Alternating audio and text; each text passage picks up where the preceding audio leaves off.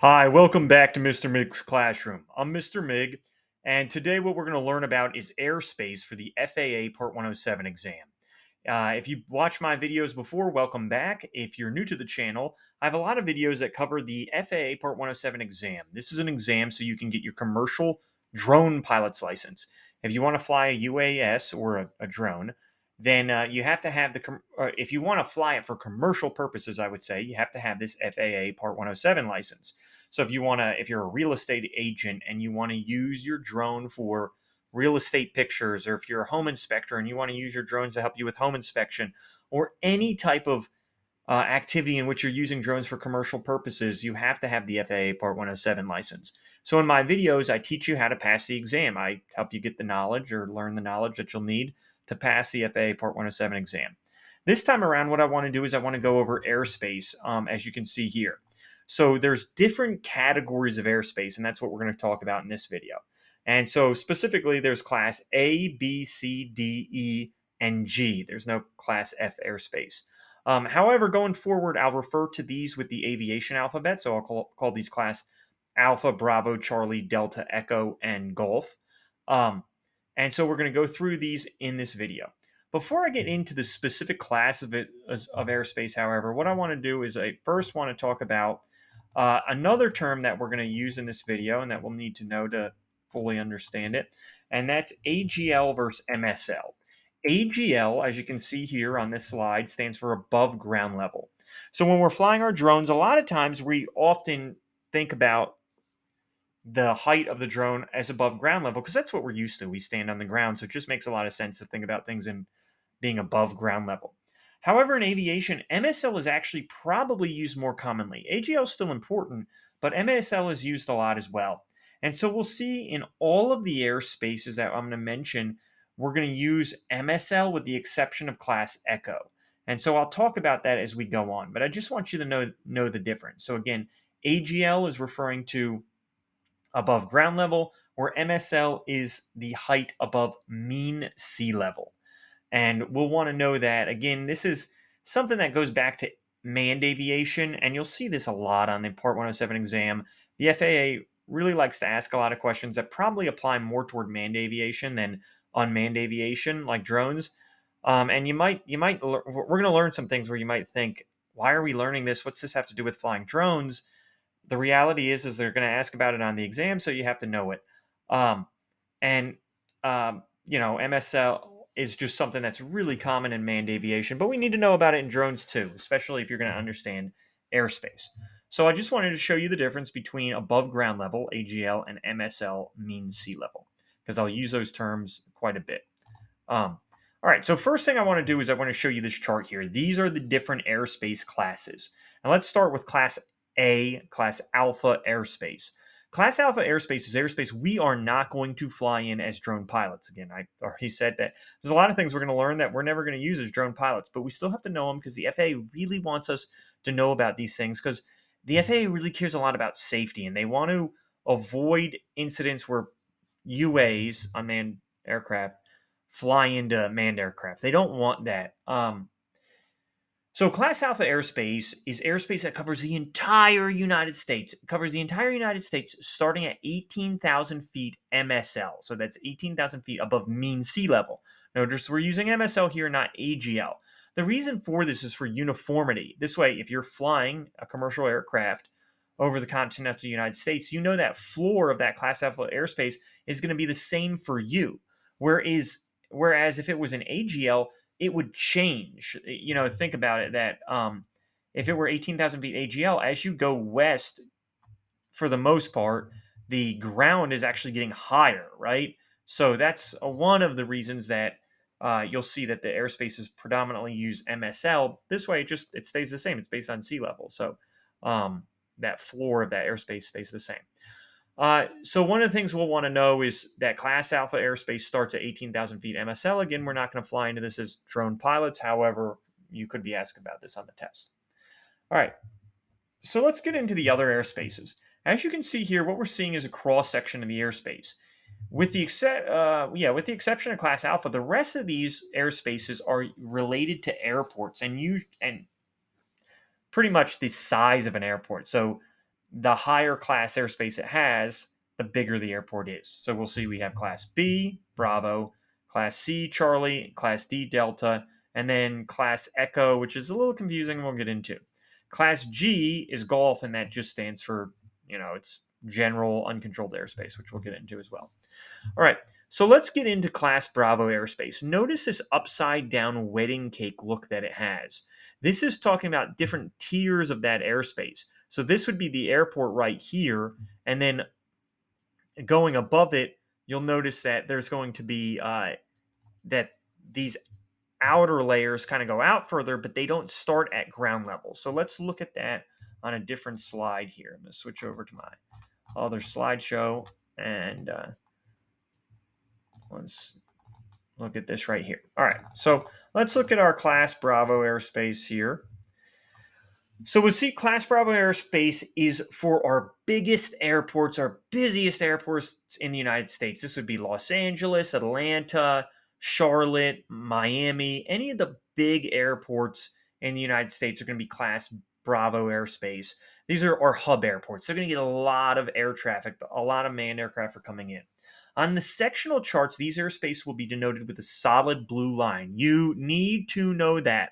I have another video, by the way, that has flashcards, and I just do flashcards for these airspaces. I highly recommend you make flashcards for these. You need to know that you're going to look, when you look at the sectional chart, you're going to see these solid blue lines, as you can see on the visual I have on the right here. That's what's going to denote a Class Bravo airspace.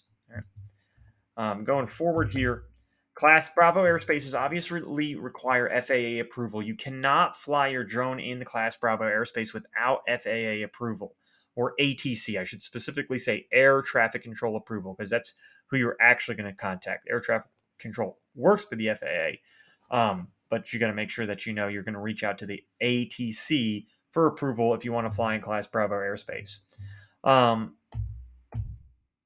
So here's an example. This is the Charlotte Airport in Charlotte, North Carolina. That's a Class Bravo airspace. It's a hub airport.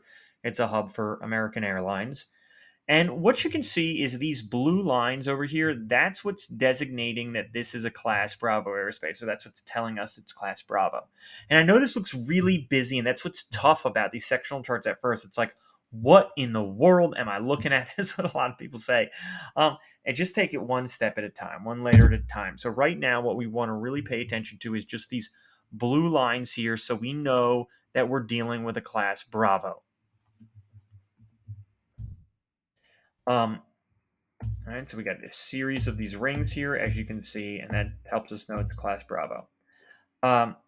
Again, as I talked about before, this is kind of known as the upside down wedding cake. So that visual I showed earlier, where you were seeing those tiers kind of come out further, that's these outer layers over here. So this circle is designating that this airspace is over the airport directly. That's going to start at ground level. And we can see that because of this. Go forward. This right here, this 100 over SFC, that's telling us the floor of this inner circle, of the airspace for this inner circle, is surface. It starts at the surface and it goes up to not 100 feet, but 10,000 feet. So what we're going to do here is we add 2 zeros to these numbers. That's how we know how many feet it is. And like I said before, and it's going to try to trick you on this on the test, this is based on MSL. So that's 10,000 feet above mean sea level. That's not 10,000 feet above the ground level. And that's important to know because they're going to try to mess with you there on that. Just know that all the airspaces except for E are MSL. If you're on the if you're taking the test and you're confused, oh, should I pick MSL or AGL? I recommend defaulting to MSL if you're not sure, because most of the time it is MSL. Again, with the exception of Class Echo airspace. All right, so that inner circle starts at surface and goes up to 10,000 feet. All right, then as we go to these outer circles here, you'll notice that that denominator, it looks like a fraction. It's not really a fraction, but that bottom number there, that's, again, the floor of the airspace, where that airspace starts at. that number is going to get higher as we go further out, because as you go further out, okay, we don't have to worry about the planes landing, right? The plane's not landing out here, the plane's landing here. But what will happen, especially at these bigger airports, because again, this is a hub airport for American Airlines, you got a lot of flights coming in here. They'll circle this airport and they'll be up in this altitude, maybe between 5,000 and 10,000 feet, circling, waiting for ATC to give them clearance to land, and then eventually they'll get to this inner circle and they'll land here. So that's why they protect this outer circle, but only at the higher altitudes. So in this first area here, you'll see it says 100 over 18. Again, we add two zeros. That's 10,000 feet MSL over 1,800 feet MSL. So what's that mean? That means this airspace doesn't start, this airspace right here doesn't start until 1,800 feet MSL. So if we're below 1,800 feet, if we're sitting here in Charlotte and we're below 1,800 feet, we're allowed to fly our drone. That's totally allowed. We're not in Class Bravo airspace. We don't need special permission. We're hanging out below our Class Bravo airspace. All right. Same with these other outer layers. That's 50. That means it's 5,000 feet is where the floor starts. And you're not flying a drone, or you shouldn't really be. I mean, there's very rare that you're ever going to be flying a drone 5,000 feet in the air.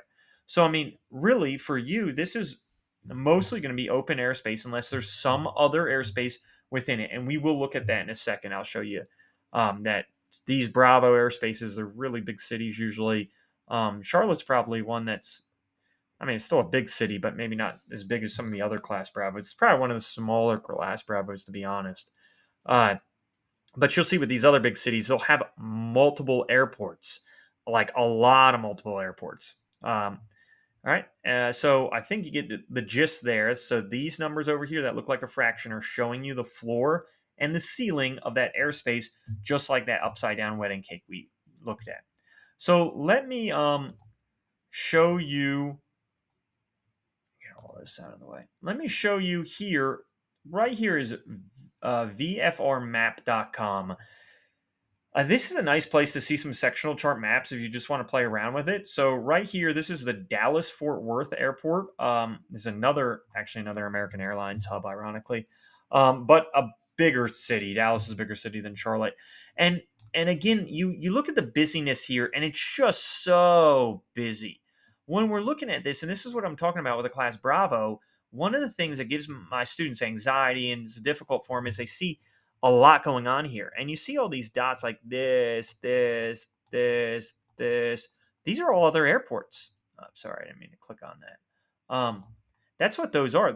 That's another airport, right? That's obviously the Dallas Fort Worth airport. That's the big one in the area. That's what's creating these solid blue lines. But all these are other airports here. So you do have to watch out for those if you're flying in these bigger cities, because this is going to be different type of airspace, and we'll talk about it in a second. But just because I say, hey, you're below 3,000 feet here doesn't mean, you might be some other airport here, especially in this Dallas-Fort Worth area that's like really, really, really busy. Okay, let's go back to the slides here. Okay, so we learned about our Class Bravo with our different tiers. And again, that's what we were talking about. We'll see those outer tiers we're sitting over. If we're flying below, say, that 5,000 feet MSL, we would be good there. We'll be in, depending on where we're at, we'd probably be in Class Golf or maybe Class Echo airspace. All right, let's go to the next one. Oh, let's ask a question first. Let's ask a question to see if you learned something here. On a sectional chart, Class Bravo airspace is denoted by a, take a second here, pause the video if you need to. And if you said a solid blue line, that is correct. It's denoted with a solid blue line. Learn these. Okay, I'll give you a little tune or something a little later on to help you learn them. You got to know that, though. That's a got to. If you don't know those, don't take the test yet. You're not ready. All right, next airspace is our Class Charlie. C is in Charlie airspace. Class Charlie airspaces encompass the next busiest airports. So these aren't like major airports like, say, the hub airports like Atlanta and Charlotte, but these are city airports and decent-sized cities like Raleigh, Durham in North Carolina would be a Class Charlie. Myrtle Beach would be a Class Charlie. Those kind of like maybe larger regional airports would be those Charlies. So on the sectional charts, these airspaces will be denoted with a solid magenta line. All right. To me, I don't know. Some people say it looks red. Some people say it looks purple. It's magenta, I guess.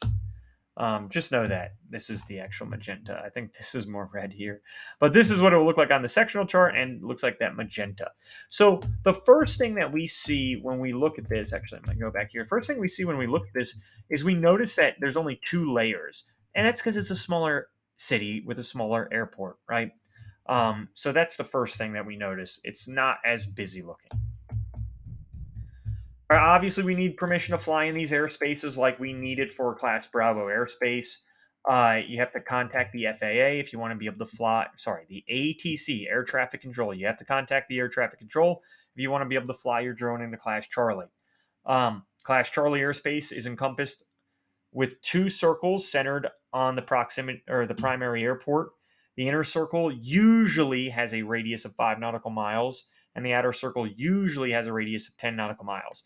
Not all Class Charlie airspaces are circular, right? This one here is Raleigh Durham. It's circular. If you want to look at the VFR map, you'll see a good example is Asheville in Asheville, North Carolina. Not circular. They don't have to be circular. They don't have to be a radius of 5 nautical miles for that inner circle. However, no, you'll want to know that because they might ask you that question like, what is the radius of a Class Charlie's inner circle usually, or most of the time, what is it? They might ask you something like that. It's not always 5 nautical miles, but a lot of the times it is. Um, Same with, they also might ask you a question like, what's the typical ceiling of a Class Charlie airspace? The correct answer is 4,000 feet MSL. But as you can see with Raleigh right here, it is, again, like not, in this case, it's not that, right? So we'll get to that in a second. So unlike Class Bravo, the Class Charlie airspaces have two rings, right? We already talked about that. That's our upside down wedding cake. And then again, we'll see these like fraction looking like things. So in the center one, that's the airport. These are literally, these blue lines here are literally the runway, right? That's what the runway looks like. So so we see that SFC, that SFC, which stands for surface, over or under that 44. That 44 means the ceiling goes up to 4,400 feet. Again, MSL means sea level. And obviously, surface means that this airspace starts at surface. This outer ring, however, the altitude of this airspace doesn't start until 1,700 feet MSL. So again, if we're over here in Raleigh and we're under 1,700 feet, which most of the time you're going to be under that when you're flying a drone. So if you're flying, say, 300 feet off the ground, and I know Raleigh is like maybe about 320 feet above sea level. So like, remember, these are based on above sea level, but I know that, so we can think, okay, this airspace goes about up to 1,400 feet. So the point is, if you're 300 feet off the ground, you're fine. If you're in this outer circle here, you're under that 1,700 feet, and that's what I want you to know. Is that a lot of times people look at this and they'll think, oh, I'm in this Class Charlie airspace, I'm not allowed to fly over here. Yeah, you are. You're fine as long as you're not going up to 1,700 feet. In this specific case, you're fine. All right. Let's move on. So that was our Class Charlie. If you have any questions, make sure to leave them in the comment section below. I think this one, there's a lot to it, and that's why I'm making this video that I made a little over a year ago. Ask questions, give me a thumbs up. If you have complaints, you can put those in the comment section too. Sometimes people like to complain. I like hearing compliments, though. And there's been this trend lately of people telling me where they're from, like, hey, this is, so and so from Minnesota or wherever. I kind of like that too. You can put where you're from in the comments as well. Say, hey, let me know how you do on the test. Let me know when you're taking the test. I love hearing from you all. It really does make my day. I don't make, it's not, I'm a high school teacher, so it's not like I'm not a YouTuber making millions of dollars using this or doing these videos. So I like hearing that these are helping you out, and please put those in the comment section. Okay, so I showed this again just to remind you that these outer layers are not going to the surface, right? So this right here that's the airport, right? Right, I'm pointing at right here. My red ring's not coming up. There it is. That's the airport right there. This right here, right? So this outer area right here, we are good. We can fly here. We're underneath that Class Charlie airspace, right? That's representing this here. Okay. Okay. So good. Let's go to our Class Charlie question and move on. On a sectional chart, Class Charlie airspace is denoted by what? Pause the video, take some time, answer the question. Okay. It's if you said solid magenta line, you're correct. So Class Bravo is solid blue line, Class Charlie solid magenta line. Let's find out what Class Delta is. All right, going into our Class Delta airspace. Class Delta airspace has just one shelf. So instead of those multiple like tiers of like Bravo and Charlie had, we just have one. These are going to be smaller airports. These are going to be your regional airport or municipal airports. This would be something like, Wilmington, North Carolina is going to be a Class Delta. Your smaller regional airports are going to have this. A lot of military air bases, as in this picture right here. This is a military airport that stands for Army Airfield, actually. And so a lot of military airports will usually be a Class Delta as well. But you're going to have, commercial airports for civilians that are Class Delta. Let's see. It may include one or more nearby airports. So this McCall Air Force Base is a Class Delta. On a sectional chart, these airspaces will be denoted in a dashed blue line. So dashed blue. You'll definitely need to know that. Okay, it still requires approval to fly. You have to contact the ATC if you're going to fly in a Class Delta airspace. You got to get ATC approval. Um, to do that, there's these apps and website you can use. I'm not going to get into that in this video because they don't ask you about that on the exam. If y'all want me to talk about how to request permission, then I can do that in a different video. Ask it in the comment section, and I'll do a video on that in the future. But I just want to stick to the stuff on the test in this video. Okay, so it requires approval. There's no published time frame to gain approval. However, something I do want you to know, I guess I don't have in here, is that sometimes Class Deltas, not sometimes, but a lot of times their ATC control tower, their air traffic control tower, they'll close for the night because, again, these are small airports. This could be on the test. If a Class Delta closes at night, that Class Delta will turn into a Class Echo or a combination of Echo and Golf. I have that in my flashcards section, so you'll want to know that. You'll get a question on that. Very likely you'll get a question on that. Okay, Class Delta airspace normally has a radius of 4 nautical miles centered around the designated airport. Doesn't have to be. It can be mapped around. It's going to be mapped around that airspace usually, but most of the time it's 4 nautical miles. Class Delta airspace usually extends up to 2,500 feet MSL. If you don't remember what that means, take a second and try to think about it. But it stands for mean sea level. So they usually go up to 2,500 feet mean sea level. Again, they might ask that question about what they usually go up to. Really, a lot of them are all different. So just know that if they ask you what do they usually go up to, what's this typical ceiling of a Class Delta airspace, know that it's 2,500 feet MSL. But really, they're all different, and we'll see how to find that out here in a second. Okay, so right here, we see our Class Delta here, and you'll see now I have it shaded in yellow just so you can see it. So talking about this little box right here with the 29 in it, that is our indicator of what altitude this airspace goes up to. So Class Delta only has one tier, so it starts at surface. It's not going to tell us it starts at surface. We obviously know that. It's a dashed line or dashed circle around this airport. So it's letting us know anything in this circle, that airspace starts at ground level. So we cannot fly anywhere in this dash circle without ATC permission. This is controlled airspace. We need ATC permission to fly here. That starts at surface and it goes up to 29. Take a guess what that represents. Again, we add 2 zeros. So 2,900 feet AGL. So 2,900 feet AGL is where, sorry, MSL. It's MSL. I didn't mean to say AGL.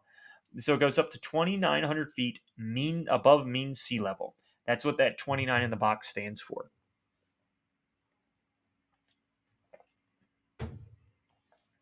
Now, let's see if there's anything else in here I want to say before I go on to the next thing. And again, this is an example of it just a cylinder shape. It doesn't have multiple tiers. before we get into class Echo, actually, let me ask you this question. There's one more thing I want to show you about Delta. So take a second, answer this question, pause the video. On a sectional chart, class Delta airspace is denoted by, and if you said dashed blue lines, you were correct. It's dashed blue. All right. Before we get into Echo, I want to show you another example of a delta. So again, here we are at Dallas Fort Worth International Airport's airspace. But again, this is a big city. Dallas is a massive city, right? For those people in Dallas, shout out to y'all. Give me a thumbs up on the video, please.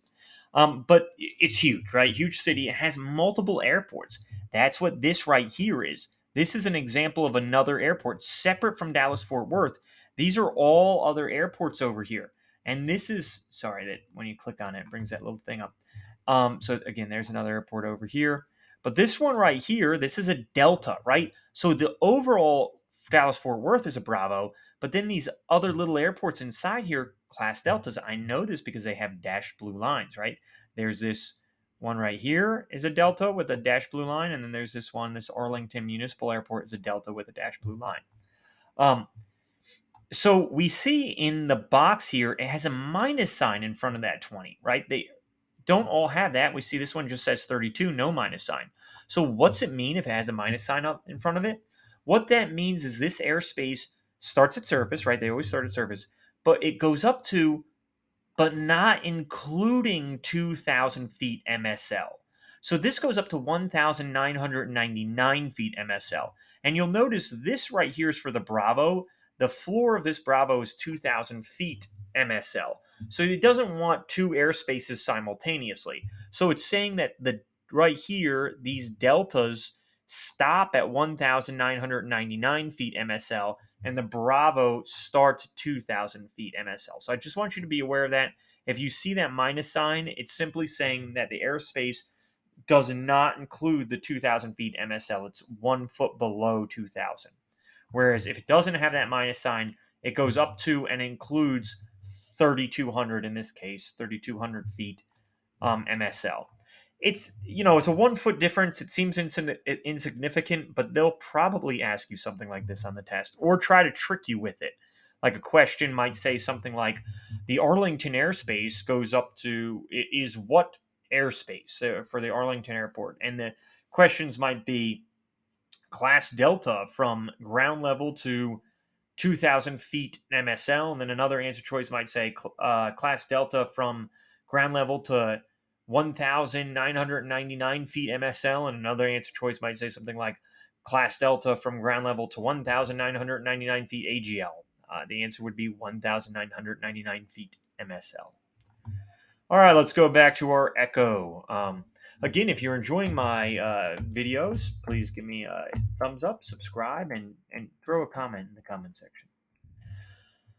Last two we're going to do this and then ground level, and then I'll end this video.